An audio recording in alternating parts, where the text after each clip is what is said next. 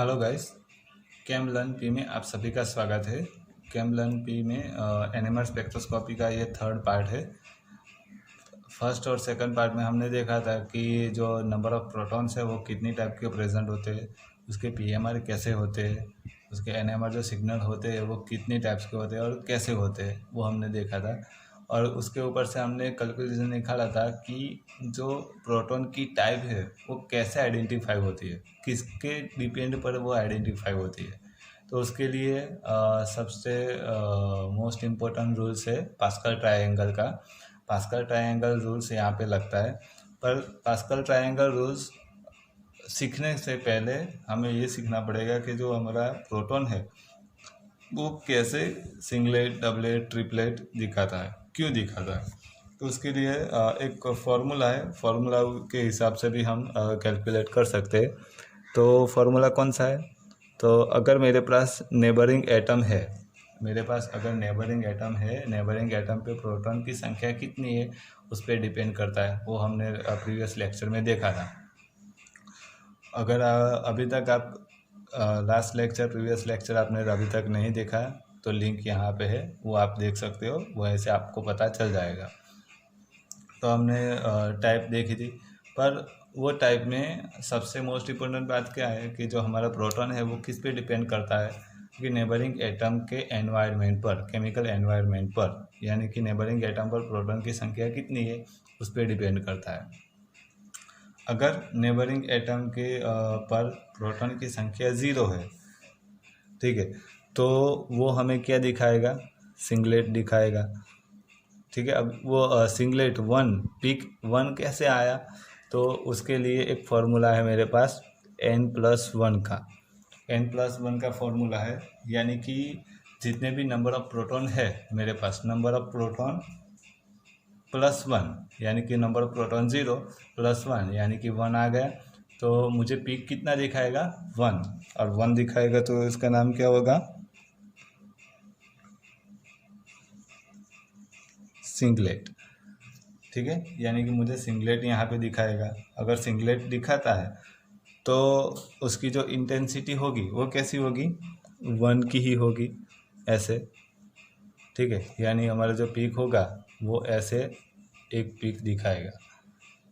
ठीक है, देन अगर मेरे पास प्रोटॉन 1 है तो 2 होगा, सिग्नल 2 हो गए, और 2 हो गए तो उसका नाम क्या होगा?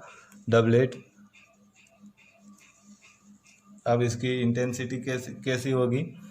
1/1 की, यानी कि दोनों की इंटेंसिटी सेम होगी, और इंटेंसिटी सेम होगी तो पीक हमें ऐसे देखने को मिलेंगे। दोनों की जो लेंथ होगी, पीक की लेंथ, वो दोनों की सेम होगी। देन अगर प्रोटॉन की संख्या 2 है तो यहाँ पे n+1 के हिसाब से 3 मिलेगा, ट्रिपलेट। अगर ट्रिपलेट मिलता है तो उसकी इंटेंसिटी कैसी होगी? 1/2/1, 1/2/1, यानी कि कैसे दिखेगा वो पीक हमारा? सबसे पहले 1 ऐसा होगा, 2 यानी कि इससे हाइट ज़्यादा होगी, और 1 यानी पहले जितना ही होगा।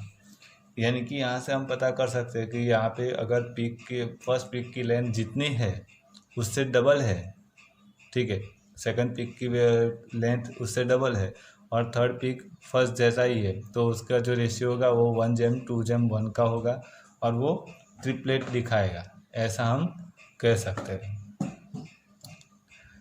ठीक है, देन अगर मेरे पास प्रोटॉन की संख्या 3 है तो यहाँ पे 4 मिलेगा, यानी क्वाड्रेट मिलेगा। क्वाड्रेट मिलता है तो उसका रेशियो कितना होगा? 1/3/1, 1/3/1 का होगा। अगर 1/3/1 का रेशियो होता है तो उसका पीक कैसे दिखेगा? तो यहाँ पे फर्स्ट पीक ऐसा होगा, सेकंड पीक की वैल्यू उससे 3 गुना होगी, थर्ड की भी 3 गुना होगी, और फर्स्ट की फोर्थ में जो होगा वो होगा हमारा फर्स्ट जैसा ही पीक की लेंथ होगी, यानी कि फर्स्ट और सेकंड रेंज होगी वो कितनी होगी, इससे फर्स्ट से 3 गुना लेंथ ज़्यादा होगी सेकंड और थर्ड की। ठीक है, तो ऐसा अगर दिखता है तो उसका रेशियो होगा 1:3:1 का, यानी कि क्वाड्रेट। अगर प्रोटॉन की संख्या 4 होती है तो यहाँ पे हमें देखने को मिलेगा क्विंटेट यानी क्विंटेट यानी 5। अब 5 है तो उसका रेशियो कितना होगा, 1 4 6 4 1। देख लो 1 4 6 4 1, यानी कि अब ये पीक कैसे दिखेगा। अगर सपोज कि मेरे पास एक ये है, ऐसा पीक है फर्स्ट, तो सेकंड पीक कितना होगा, 4 टाइम लेंथ ज़्यादा होगी। उसके बाद थर्ड कितना होगा, 6 टाइम लेंथ ज़्यादा होगी। देन फोर्थ कितना होगा, 4 टाइम यानी कि सेकंड जितना, ऐसा होगा। और लास्ट होगा ये फर्स्ट जगह। ऐसे आपको पीक दिखेगा। अगर ऐसे दिखते हैं तो उसका रेशियो होगा 1 4 6 4 1 क्विंटेट। और n+1 के हिसाब से वो 5 सिग्नल हमें दिखाएगा। वैसे ही अगर प्रोटॉन की संख्या 5 है तो होगा यहाँ पे 6, यानी 6 होगा, यानी क्या होगा, 6-8। ठीक है, अगर 6-8 होता है तो रेशियो कितना होगा, 1 5 10 10 5 1। ठीक है, 1 5 10 10 5 1, यानी कि ऐसे भी पीक की इंटेंसिटी ऐसे ही होगी। फर्स्ट पीक जितना होगा सेकंड पीक उससे 5 गुना लंबा होगा, थर्ड पीक 10 गुना लंबा होगा, फोर्थ पीक 10 गुना होगा, फिर फिफ्थ पीक होगा वो कितना होगा, 5 गुना, यानी कि सेकंड जैसा। और जो लास्ट होगा वो फर्स्ट जैसा ही होगा। ऐसे पीक इंटेंसिटी आप देख सकते हो। वैसे ही अगर प्रोटॉन की संख्या 6 है तो सिग्नल कितने देखने को मिलेंगे, 7। और 7 होता है तो क्या होगा, सेप्टेट। ठीक है, अगर सेप्टेट होता है तो उसकी इंटेंसिटी कितनी होगी, 1 6 15 20 15 6 1 1 6 15 20 15 6 1, इतने इंटेंसिटी होगी पीक की इंटेंसिटी। अब पीक की इंटेंसिटी अब कहाँ से पता चलेगी, तो यहाँ से ग्राफ पर से आपको पता चल जाएगा कि फर्स्ट पीक जितना होगा सेकंड पीक 6 टाइम उतना ही लंबा होगा, थर्ड पीक 15 टाइम उतना लंबा होगा, फोर्थ पीक 20 टाइम उतना लंबा होगा। उसके बाद जो फिफ्थ पीक होगा हमारा वो कैसा, थर्ड पीक जितना ही होगा। जो सिक्स पीक होगा वो सेकंड पीक जितना ही होगा। और जो हमारा 7 पीक होगा वो फर्स्ट पीक जितना सेम होगा। ठीक है, ऐसे आप कोई भी NMR स्पेक्ट्रोस्कोपी में प्रोटॉन प्रेजेंट होते हैं उसकी हम जो पीक इंटेंसिटी है वो हम कैलकुलेट कर सकते हैं।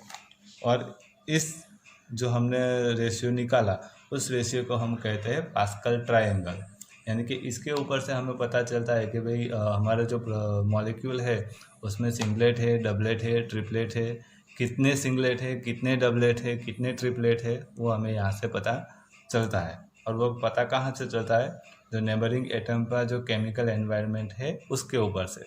या दूसरी भाषा में, दूसरी लैंग्वेज में कहूँ तो कि n+1 के फॉर्मूला पर से हम ये आइडेंटिफाई कर सकते हैं, जहाँ n इक्वल टू क्या होता है, नेबरिंग एटम पर नंबर ऑफ प्रोटॉन की संख्या। इससे ऊपर से हम आइडेंटिफाई कर सकते हैं। अब सबसे मोस्ट इम्पोर्टेंट बात कि जब तक हमारे पास क्विंटेट है, यानी कि क्विंटेट तक की बात ठीक है कि नेबरिंग एटम पर सपोज के 4 प्रोटॉन प्रेजेंट है और 4 है तो सिग्नल कितने मिलेंगे, 5, यानी कि क्विंटेट मिलेंगे। इंटेंसिटी इतनी होगी।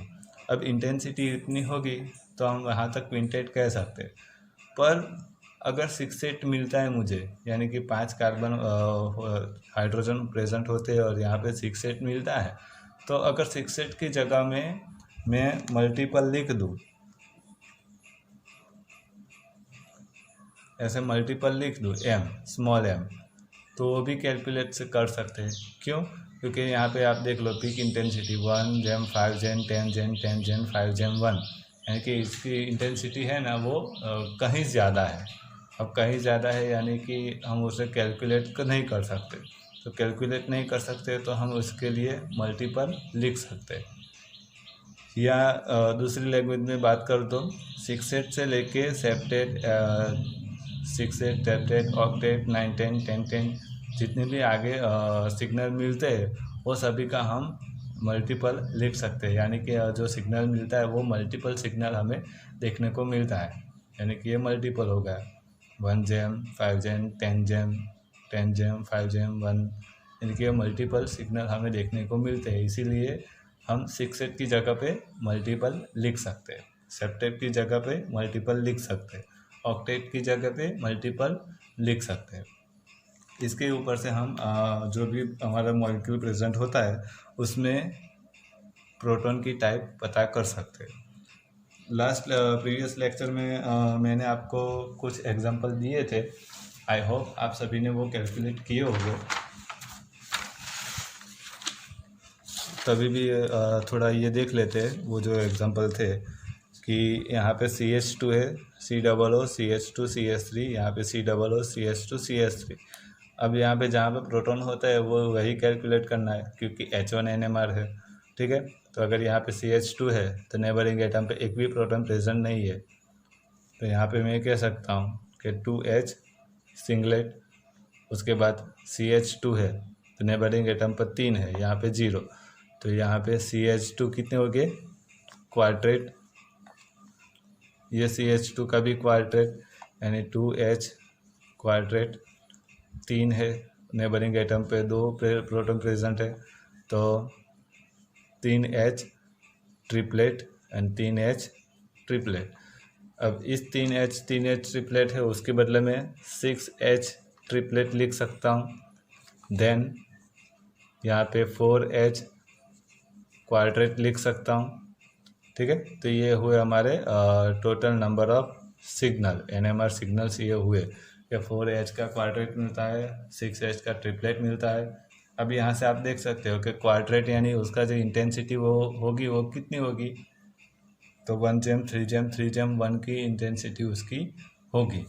वैसे ही यहाँ पे 6H ट्रिपलेट है तो ट्रिपलेट यानी 1 जेम 2 जेम 1 होगी इसकी इंटेंसिटी, ठीक है। तो यहाँ से आप कैलकुलेट कर सकते हो। यहाँ पे देखते हैं, यहाँ पे एक हाइड्रोजन प्रेजेंट है, यहाँ पे इस तरफ कुछ नहीं है, तो 1H डबलेट। वैसे ही यहाँ की बात कर दो 1H डबलेट यानी इन दोनों का 2H डबलेट। देन इसकी बात करो तो यहाँ पे हाइड्रोजन, इस तरफ हाइड्रोजन, तो 1H 2 + 1 यानी कि ट्रिपलेट, ठीक है। तो ये सिग्नल यहाँ पे देखने को मिलेगी। देन यहाँ पे सभी जगह पे CH2 होगा, तो 2 2 4 2 6 2 8 2 10, ठीक है।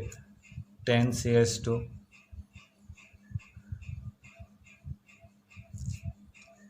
हो गए CH2, ठीक है।